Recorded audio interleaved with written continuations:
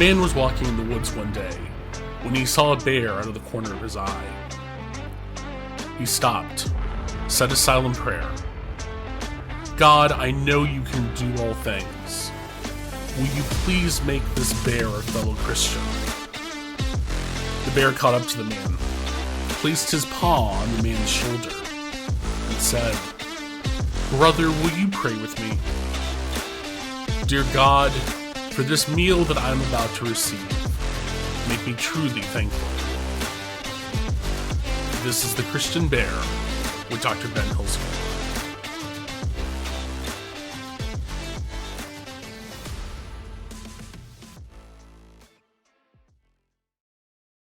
Welcome to episode 44 of The Christian Bear. I'm your host, Dr. Ben Hilskamp. Today I'm happy to welcome Mason Dennis to the podcast.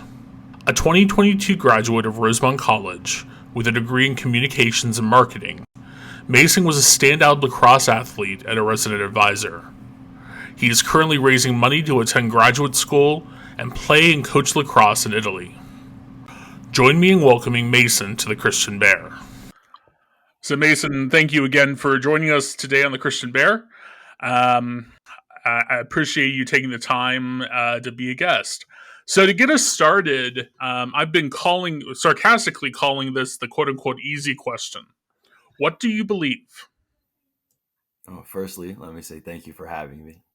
And I think when it comes down to my life, I believe in a higher power, but I don't believe in a certain religion, if that makes sense. Like, I take pieces of different religions that I like or I think that I relate to, and I add them into my own life, and I use kind of those as guidelines for like my moral compass. So I think that's what I believe. I believe that there's like a higher power, but I don't believe in a certain name for that higher power. Got it. Could you maybe elaborate on some of those principles, some of those beliefs that are really core to who you are? Yeah, of course. So I believe like kindness is key. I know a lot of people say that. I follow a lot of comedians that like do a lot of religious jokes, and they'll be like, "Well, so what did God come down and say?" He's like, "Just be nice to other people." like, so I take like that aspect as being nice. I believe in like reincarnation in Hinduism. I believe if you had like a bad life, that you have to go back and like repeat it until you have a good one. Um, I believe in a lot of like Buddhists. Like, you learn life is about like suffering, and you go through that, and how you go through that is like your behavior and meditating, and that will help you reach enlightenment. And I believe if you're a peaceful, calm individual, because one of the quotes that I love in life is like, life is like 10% of what you hear and 90% of how you react to it. And that was something I needed to learn through growing up. So like, I believe that I just take everything from like every religion that I like, and it's like, love thy neighbor is like a golden rule, and like, why not love thy neighbor? They're the people closest to you that you don't have like a relationship with, or you could possibly have a relationship with. So I don't know. That's just how I view. It's interesting that you started out with kindness is key.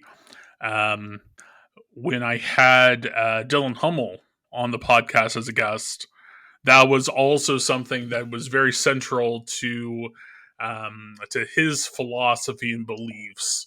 Um, so I don't know. I don't know if that's a coincidence or if that's something that you maybe in part learned from him, or vice versa. But yeah, definitely the Rosemont lacrosse team showing up there. So for you, Mason, how have you come to hold your beliefs? Whether that's any of those individual beliefs or kind of your beliefs in philosophy principles with or without a divine. How have those come to be your beliefs? So growing up, my mother's family, like my grandparents, were very Christian, like heavily Christian. So they would go to church, and when I went over, I would go to church with them. My dad was heavily Catholic. He wasn't like forcing anything upon us. He kind of wanted us to have our own little feet wet experiment with like all the religions. He was like, whatever you guys follow, it's your life. Like, it's whatever you guys want to have or want to follow. And then like I had friends that are Christian, Muslim, of Islamic descent, like it's a whole background. So like I hearing from every different outlet that my religion's good, like this is what we do, this is my religion, this is what we do, and then taking courses on religion in college, it kind of just didn't allow me to like put like pin anything down and go, oh, I relate to that. I felt like I related to all of them. And I think that's what everybody does. Like in a sense, like if we really learned about religion, you'd be like, oh, there's aspects of this that I like. Oh, there's aspects of this that I like, but I'm not following that religion. Um, so how I grew up and realized what religion was to people, I realized that it's more of a comfort thing, like with your existence. Like, hey, I don't know if I'm comfortable being on this earth. I need something to like tie me down to it or like keep my focus on. So I'm gonna give my thing, like give my life to God. I want to be able to go to the kingdom of heaven, per se. So then you start living your life on a road toward that, which means like now I'm thinking morally, like, how am I going to get into heaven? Is this a good situation that, like, am I being a good person morally? Is this what God would want me to do in that kind of like, in that regard?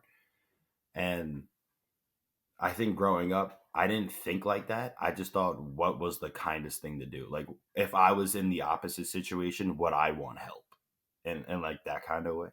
Because growing up, I always heard God is in all of us. Like God painted us in His own like image, and I was like, then why would I be mean to anybody?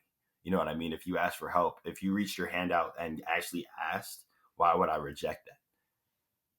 You took the time, you took your pride out of the way, even if you didn't want help, and you asked for help. Why would I go? No, do it yourself. No, I feel like if you actually felt like, because I knowing myself, I'm always the last person to try to ask somebody to help me.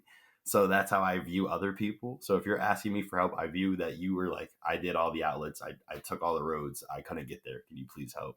And why would I say no? Amen to that. So has anything ever challenged your beliefs? And did your beliefs change in any way? Actually, yes. During my, I think it was my sophomore year, I took my first religion course, which was like world religion, about all the religions, and I really learned about like the Islamic culture and like their religion, and I really enjoyed learning about them, and I almost started following them. I really like, because at that time I was really into the BLM movement and the civil rights movement. So I was really listening to Malcolm X. I was learning more about Muhammad Ali, Cassius Clay, and I was just learning about like the steps that they took and everything that they were doing, because history has a tendency to repeat itself. So I just wanted to see like if it did. And like I didn't believe that it was my path to walk at the end of it, but I did take like principles from there that I did like. But my beliefs really didn't change in a sense. I think I just stayed the same. I thought I felt more connected to like Islam and the Muslim culture than like anything else. And then probably like my grandmother wants me to be a Christian so bad. Every time she talks to me, it's about God, and I'm just like, I love you. Just Fair enough. Fair enough. Grandmothers can do that. Um, yeah, I definitely hear that. I wonder, Mason, if you'd be willing to comment a little bit more on kind of your development and your growth in college. I feel like, for our listeners, I met you or we met each other when you were coming into Rosemont, nice. and then you and I had a good amount of interactions as through residential life, through Rosemont lacrosse. For I want to say at least 2 of your years of college, and maybe three, before I unfortunately had to leave. Um, so I wonder, but I just remember seeing a lot of growth in you, seeing you grow up a lot during college, and I wonder if you could comment on that, and if not, if that's too personal of a question to ask, just tell me, and we'll take this part out. That's not too personal at all. Maturity happens with life, and college is kind of like that main chapter. Um, so my college experience, my freshman year, I was 18. I was really young. Uh, kind of like everybody used to say golden retriever, and they still do because I have that energy.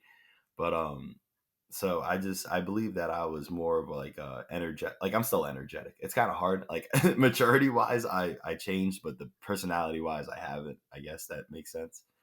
Um, so I just started taking my time and breathing more.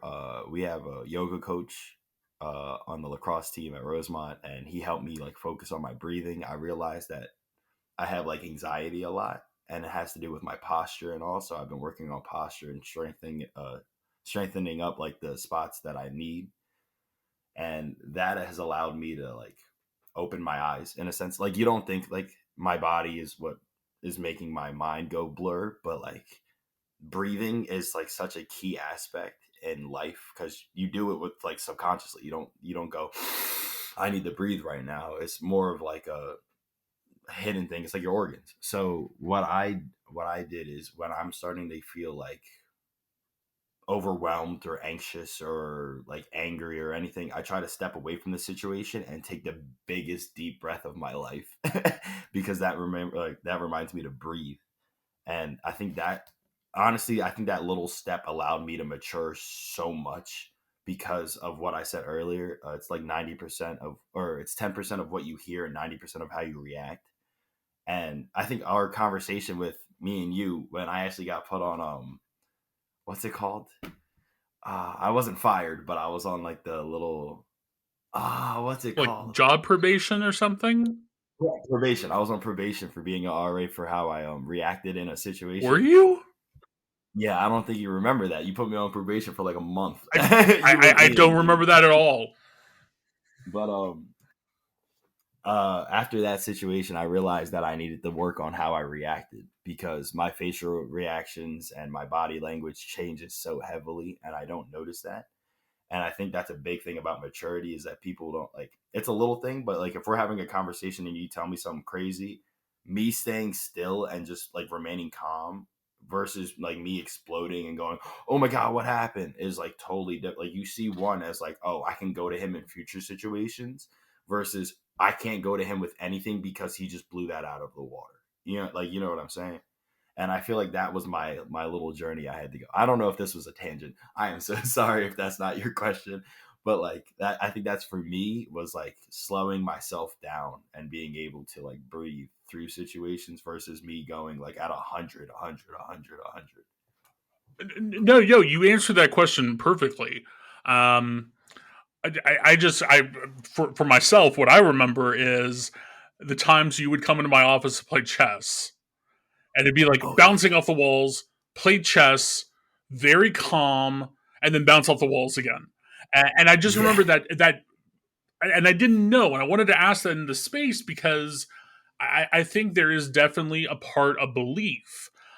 When you mentioned um, exploring Islam, for example, I remember without you telling me, I remember there being times where I had to think, wait, is Mason a Muslim? Is Mason Islamic? I didn't think that was your background, but I remember there being times where that just showed up. Um, so at least for me, I connect some of that maturity to your faith, spiritual belief journey. So no, that was a perfect answer, and I appreciate it. So, if you Appreciate had to it. boil down your beliefs into one or two kind of core fundamental beliefs, what would they be and why? That's kind of a heavy question. My core beliefs in the two. So I think the first one would have to be the golden rule: treat others how you want to be treated. I think that's like the most simplistic. Like, if you want to happen to you, don't do it to them. Of course, it's human nature to slip up, but I feel like that's one of the golden rules, or that is one of the golden rules. And then just being respectable. I don't like in my mind, like if you want an answer to something, you have to come calm, cool, and collected. Like you can't, like I said, you can't be like exploding. Like let your mind go down because your brain is your greatest ally and your greatest enemy at the same time. It's the only person that will give you false information directly into you. And I think once you show like, oh, I'm a respectable individual, I treat you how I want to be treated, that just allows other people to feel like at home in a sense, and they feel like they can talk to you, which then allows them to be respectable and then treat you how they want to be treated. I don't know if that was your question either. I'm so sorry at this. I'm so No. That was a great answer. And I think particularly anyone who knows you, and I feel like there are people in this audience who do know who you are, would say, yeah, that I mean I appreciate it. that's great that those are among your beliefs. So Mason, that's kind of the end of my formal questions, for lack of a better word. Like I said before, I'd love to give a space at the end for my guests to talk about anything we didn't talk about or to platform and promote anything that they're working on. So the floor is yours. Oh, I can't break dance. They're not seeing me on my side. So, Yeah, sorry, no, the audio only. um, I'm not really doing anything to promote, unless you guys want to go donate to me at my GoFundMe. I will send you the link. I'm going to Italy to play lacrosse and to coach lacrosse for my master's program at OMI. It is Olympic Management Institute in Rome. For anyone in the audience who's Yeah. who's interested in either learning more about what Mason's going to be doing in Italy or would like to donate um, to help get him there and help pay for his time there, just go to the episode description, where we will have a link to Mason's GoFundMe page. So again, Mason, thank you again for being on this episode of the Christian Bear. I really appreciate your time, and really your wisdom in sharing what you believe and how you came to believe it. I appreciate you having me, dude. It was so nice to be on a podcast. Totally. Thank you. Adios.